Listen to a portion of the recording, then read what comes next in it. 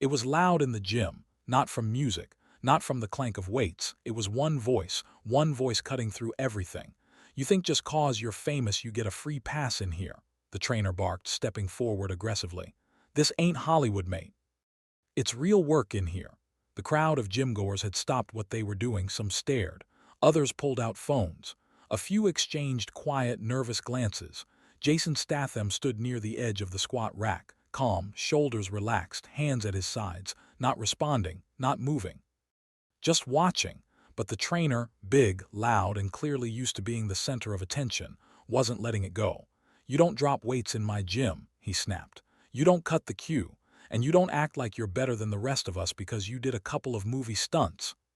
He was close now, too close, pointing fingers. Laughing like he had an audience. Jason didn't blink, didn't flinch. He just said four quiet words. "I didn't cut anything. Let's rewind." 3 days earlier, Jason arrived at Iron Lab, a gritty, underground gym tucked into a converted factory building outside East London. No sponsorship logos, no LED mirrors, just rusted plates, chalk on the floor, and walls that sweated history. He wasn't there for show. He was there for rehab. A torn tendon from a training stunt 2 months prior had left him tight and slower than usual. Mason, his old friend and a respected physio, had recommended Iron Lab. "No one bothers anyone there," Mason had said. "Trainers are tough but focused." That turned out to be half true. Jason entered quietly that morning. Wore a plain black hoodie, cap pulled low, gym bag slung over one shoulder. The front desk clerk didn't recognize him. He liked it that way. He signed in, scanned the space. Men and women focused on their work, some lifting, some stretching. No influencers. No posers, just grind. He walked toward the back where the squat racks were lined up, empty except for one. As he set down his bag and began warming up, a voice cut from across the floor. "Hey, rack 3 reserved." Jason turned. A tall, jacked trainer in a red shirt was walking over. Sleeves stretched tight around his arms, sharp jawline, loud energy. The name tag read Troy. Jason nodded respectfully. "No problem, I'll take the next one." Troy kept coming. "You new here?" Jason paused, then nodded again. "First time." Troy sized him up. Then added, "Then you don't get rack 3, that's for regulars." Jason didn't say anything, just stepped aside, grabbed his bag, and moved to rack 5. Troy smirked and walked off like he'd just won something. Day 2, Jason returned at 6 a.m. The gym had just opened. He went straight to rack 3. It was empty. He set up. No fuss, started warming up with light reps, focusing on mobility. 10 minutes in, someone approached again. "Troy." No intro session, no form check. "You think we're just gonna let you stroll in and do what you want?" Jason set the bar down slow and smooth, not trying to cause problems. "You're already causing them," Troy said, folding his arms. "Look, I don't care who you are. You train here, you train my way, got it?" Jason didn't answer. He just looked at him. Long enough for Troy to get uncomfortable. Then Jason said, "Understood." By day 3, people were noticing, not just who Jason was, but how he was moving, explosive when needed. Controlled, balanced. He didn't film himself, didn't talk, but people started copying his tempo. Watching between sets, whispering, and that's when Troy snapped. Because Troy wasn't just a trainer. He was the main character of this gym. At least he thought he was. It started with small jabs, passive-aggressive corrections. "Don't round your back on those RDLs." Jason ignored it. Then louder ones. "Nice tempo, but that's not real strength." Jason ignored that too. Then came the moment. Jason was doing kettlebell complexes, clean snatch press, nothing flashy, just sharp and efficient. Troy walked up in the middle of a set and stood in front of him. "Wanna show off?" "Do it somewhere else." Jason finished the rep, set the bell down. "I'm just training." Troy took a step closer. "You're trying to prove something. Problem is, it doesn't matter what movies you were in. This is real life, and you're in my house." Jason exhaled. "I'm not proving anything." But Troy wasn't done. He clapped his hands loud, drawing attention. "Let's see what you've got then, movie man. Let's go one round, pads, right now." People stopped, looked up from their dumbbells and jump ropes. Was this for real? Jason stayed quiet. Troy laughed, gesturing to the crowd. "He's scared, I knew it. All camera, no courage." Jason didn't move, didn't speak. But there was a shift in the air, like pressure before a storm. Someone in the back whispered, "Is he seriously picking a fight with Jason Statham?" Another voice replied, "Yeah, and I think he's about to regret it." Jason didn't move. Troy stood there, arms wide like he was waiting for a round of applause. "Come on then," he shouted. "Don't freeze now." Jason took a deep breath, let it out slowly, then walked over to his gym bag. The silence in the room was thick. Every rep, every rope whip, every jump had stopped. Jason unzipped the bag, calmly pulled out a pair of hand wraps and sat down on the bench without a word. Troy's smirk twisted. "What, you're actually taking this seriously?" Jason didn't answer. Just started wrapping his hands, methodical, clean, tight, not for the cameras, for control, for safety, for the moment that was about to come. Someone whispered, "Wait, is this really happening?" Another gym member opened the notes app to record. Troy's energy puffed up again. "All right then, big shot. Let's get this lesson started." He turned to one of the trainers nearby. "Pad up." The guy hesitated. "You sure? Do it." He tossed 2 focus mitts at Troy and grabbed a body pad for himself. They cleared a section of the mat. Jason stood. The wrap job was flawless, not rushed, not flashy, just prepared. Troy bounced in place, slapping his gloves together. Jason just stepped forward, still no words. The room tightened. Even the gym music had faded into the background hum. Troy opened with a flurry, quick strikes into the pads, moving with speed and force. He was strong. He knew he was strong, and he was performing. Loud grunts, snappy footwork, showing off.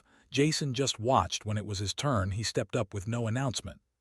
Just a breath, and then a crack. One clean jab into the pad. Troy flinched slightly, covered it with a smile. "All right, not bad." Jason didn't smile. He went again, jab, hook, body shot. The pad holder grunted at the impact, knees adjusting to brace the hit. Someone in the back murmured, "Whoa." Troy turned to the crowd.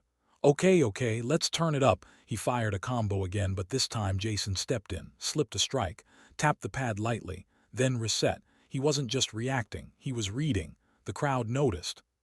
This wasn't a show anymore. Jason was operating on timing, not power, patience, not panic. And that's what made it scarier. Well, before we dive into what happened next, if you've made it this far, you already know we don't tell ordinary stories. We drop bangers. If you're into cinematic moments, real tension, and wild twists, we sincerely invite you to hit that subscribe button. It helps us bring even more crazy stories your way. And trust me, what's coming next? You won't want to miss it. Back to the story. On Troy's third pass, Jason pivoted and hit the mitt so fast the trainer holding it staggered, not hard, just perfectly placed. The trainer shook out his hand, looking slightly stunned. Troy's grin faded just a bit. He pushed forward. "Let's spar then," he barked. "Forget the pads." Jason raised his eyebrows. "I'm not here to fight," Troy scoffed.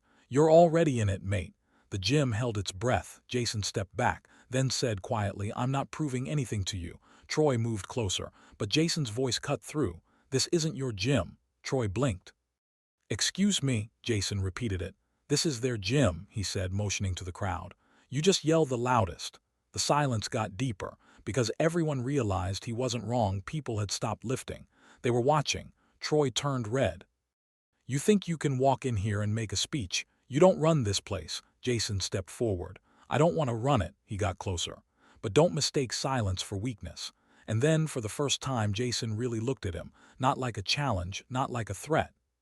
Like a man who'd been through more than Troy could imagine, and was done with being tested by boys. Troy backed up a step, not visibly, just a shift in posture.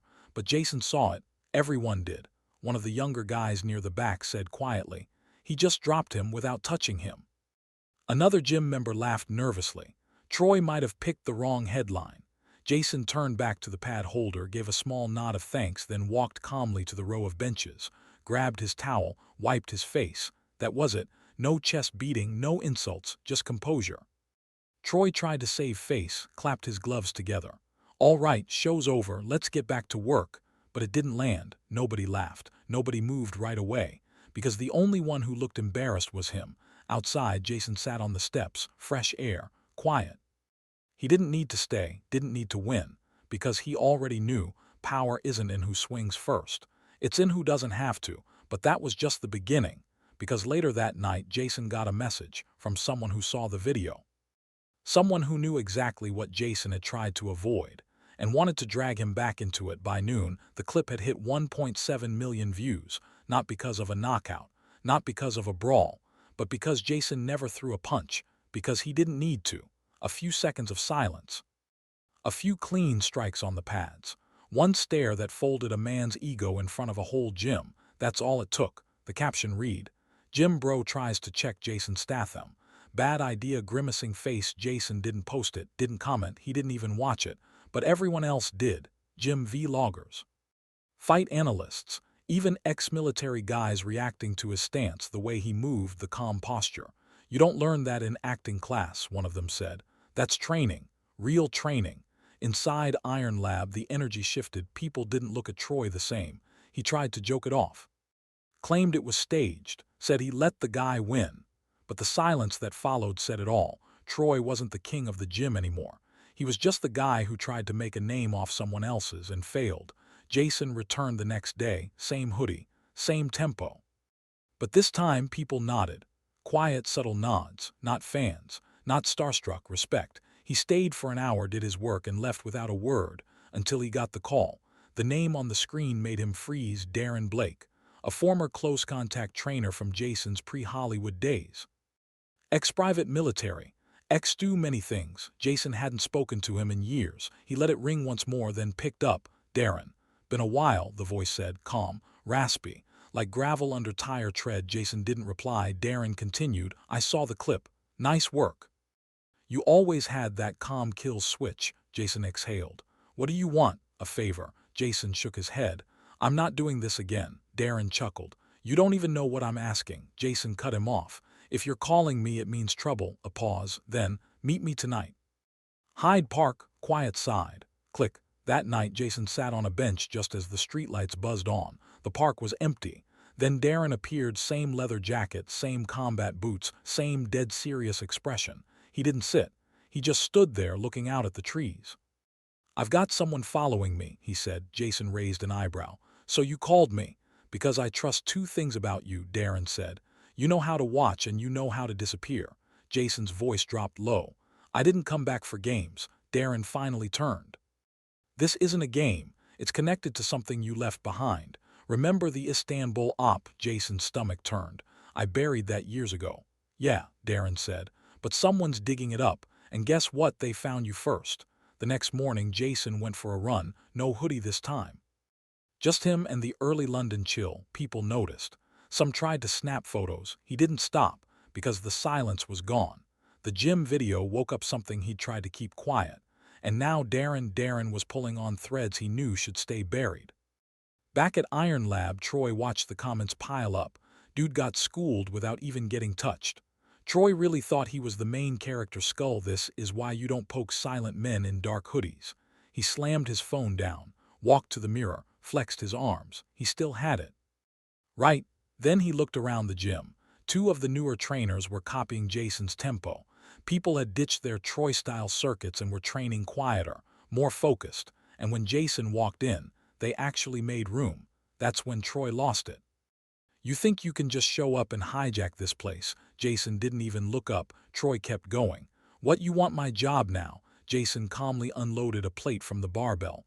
"I don't want anything from you." "Oh yeah," Troy stepped closer. "Then stop acting like the alpha." Jason turned, towel in hand, still calm. "There's no alpha here." He turned back to his set. Troy stood frozen, because that line hit deeper than anything else. That night, Jason got another message, blocked number, just to picture him. Darren, Istanbul, the old team, all faces circled. One crossed out in red. Jason stared at it, then called Mason, the gym physio and one of the few who knew Jason before the movies. "We need to talk," Jason said. "Is this about the gym guy?" "No," Jason said. "This is about what comes next." Mason was already waiting in the back office when Jason arrived. He shut the door behind him, locked it, and turned off the lights, just like old times. "You're sure it's connected?" Mason asked. Jason dropped the photo onto the desk.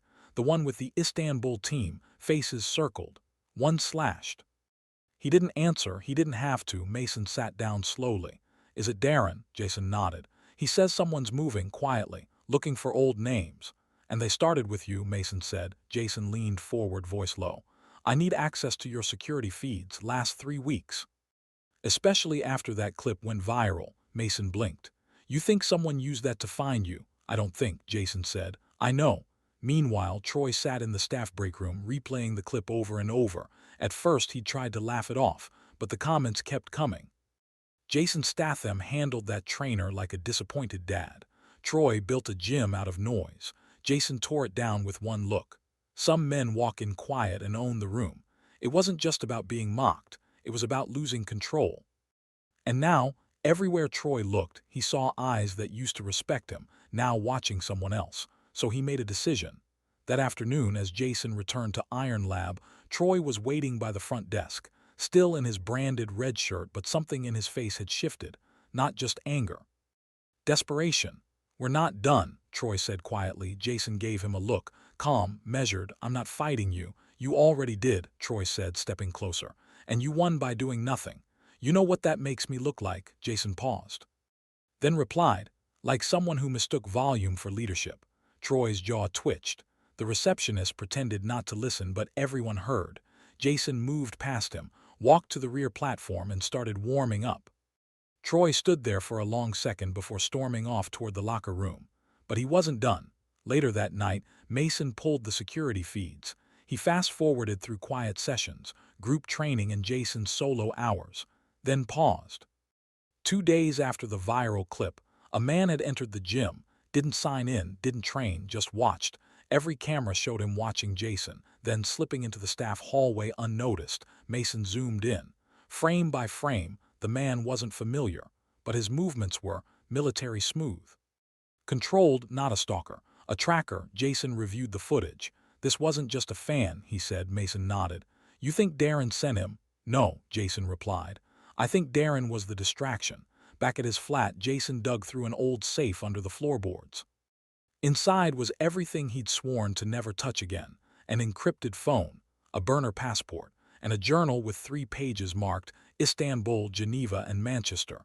He flipped to Manchester.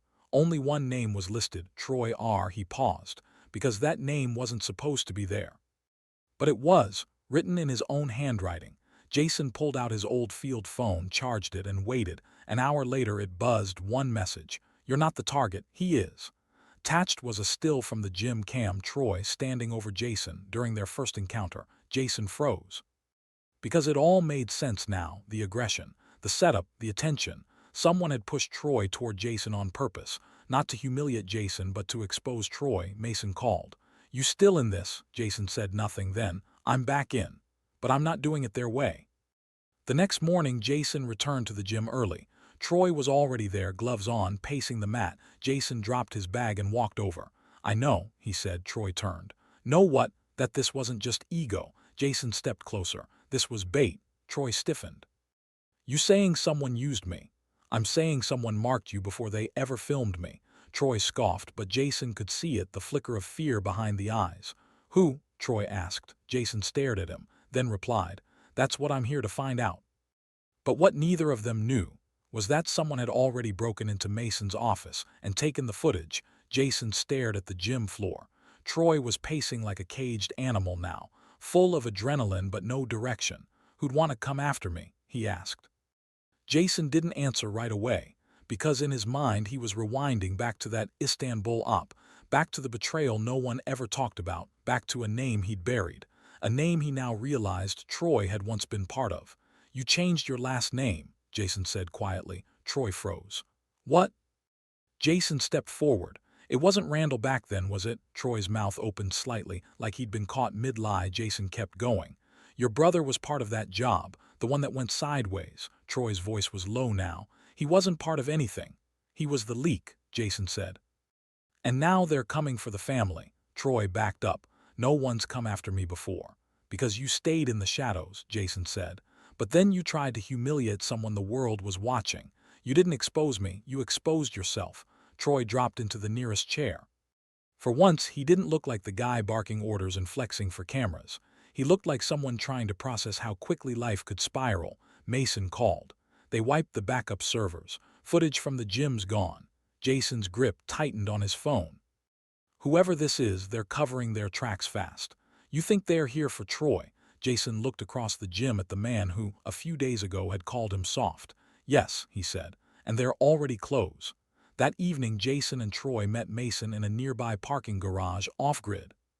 Mason opened his laptop. "I scrubbed the security logs. Only one profile logged in right before the wipe." He turned the screen. The image was blurry, but Jason recognized the posture immediately. Darren, Troy blinked.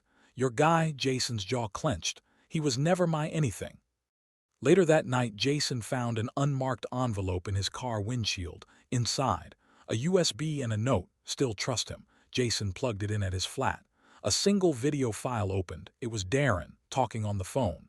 Yeah, he took the bait. The kid barked loud enough to get Jason's attention. Now we wait for the next reaction. When they come, we'll know who sent them. Jason's stomach dropped. Because Darren hadn't just betrayed him, he'd used him. The next morning, Iron Lab opened like any other day. Troy kept his head down.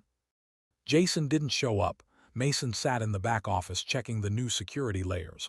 But none of them saw the man who entered at 10:16 a.m.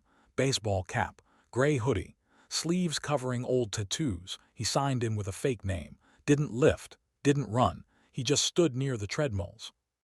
Watching, waiting, recording back at his flat, Jason called the only person he swore he never would. Her name was Aline. Coincidental, quiet, deadlier than half the guys Jason had run ops with. When she answered, her voice was sharp. You look like hell. You watching me again? Only when you make headlines. I need a trace. Who? Darren Blake. I think he flipped years ago. I think he's working freelance now. There was a pause on the line. Then Aline said, You're wrong. Jason frowned. What do you mean? He's not working freelance, she said. He's leading a cleanup team. Jason's heart sank. Because cleanup didn't mean intimidation. It meant erasure. Aline continued, You need to move now, and don't go alone. Jason hung up and raced for his bag, gear, burner phone, knife tucked behind the belt. He didn't hesitate. Because he knew where they'd go next, not after him. After the man he once humiliated in front of a crowd. He arrived at Iron Lab just after noon. The place looked normal, until he stepped inside and saw Troy standing frozen, surrounded by 3 men in plain clothes. Big guys. Military posture. One of them had his hand on Troy's shoulder. Jason didn't wait. He crossed the gym floor like a shadow and grabbed the wrist of the man closest to Troy, snapped it back with precision. The guy yelped. Another reached for something under his jacket. Jason disarmed him in 2 moves. The third stepped in, fist cocked. Jason blocked it and swept the leg in one smooth pivot. Troy stepped back, stunned. Jason turned to him. You all right? Troy nodded slowly. I think so. One of the men groaned from the floor. Jason leaned over him. Tell Darren I'm not playing his game. The guy didn't answer, so Jason added, Tell him next time I come looking. Outside, Jason and Troy sat on the curb, quiet, no words for a long moment. Then Troy said, I hated you, you know. Jason nodded. I noticed. But now, Troy looked down. Now I don't know what I'd have done without you. Jason didn't respond, because the truth was he didn't either. But what neither of them saw was a drone hovering 2 blocks away, streaming footage to an off-grid server, and Darren was already watching. Jason stood at the edge of the gym, still and silent as police arrived to collect the men he'd taken down. Troy sat nearby, hands still shaking. He kept asking the same question quietly, like he didn't believe it. They came for me. Why? Jason stared out at the horizon, voice low. Because they wanted to erase a witness, and your name got you noticed. Later, in the quiet of Mason's back office, Jason unrolled the note Aline had left for him at the safe house. One line, when they send shadows, step into the light. Underneath it, coordinates. A rooftop across from the old military archive facility. Jason knew what was waiting, so he went alone. At 2:03 a.m., he stood on the rooftop in silence. The city was alive below, but up here just whined and steel, and then a voice behind him. Knew you'd come. Jason didn't turn. I was hoping I wouldn't have to. Darren Blake stepped forward from the shadows. No disguise, no smirk, just a man who'd waited years for this. You still walk like a fighter, Darren said. Jason finally turned. And you still talk like one who lost. Darren scoffed. You always thought you were better, just because you walked away. I didn't walk away, Jason said. I walked forward. Darren shook his head. You left a mess. When I had to clean, you let the agency fall apart. Jason stepped closer. You turned a cleanup into a hit list. You're not fixing anything. You're erasing it. Darren's eyes narrowed. You don't know what I've seen. And you don't know who you pushed too far. The rooftop grew silent until Darren said, This isn't about us anymore, it's about the file. Jason froze. What file? The Istanbul archive, Darren said. Someone's trying to leak it.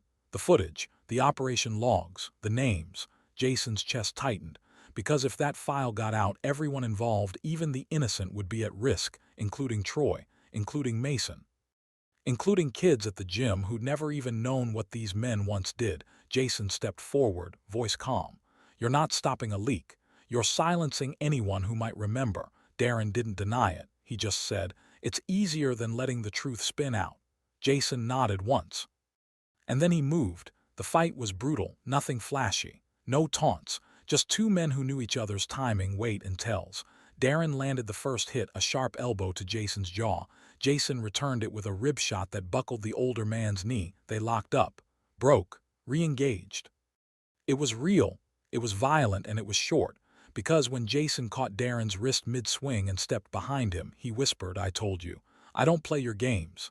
Then he dropped him. One takedown, clean, final. Darren groaned on the ground, wind knocked out, pain flooding his face. Jason stood over him, breathing steady. "Tell your crew," he said. "The gym is off limits. The people in it not part of your war." Darren didn't answer.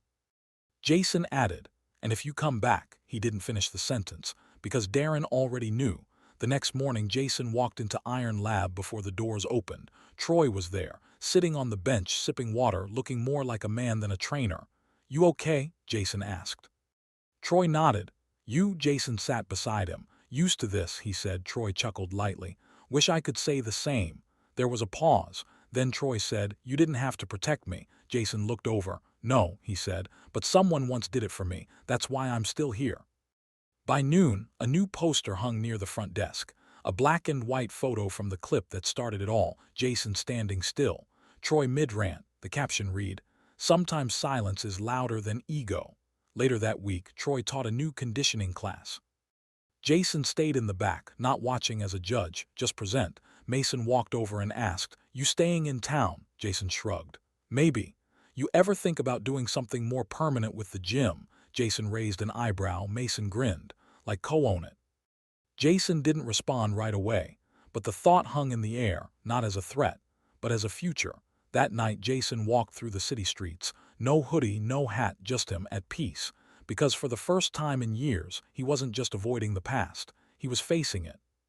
And somewhere on a laptop across the sea, a new video loaded. A recruiter paused it on Jason's face, looked at the man beside her, then said, "Still think he's retired?" The man shook his head slowly. "No, I think he's more dangerous now because he finally has something worth protecting."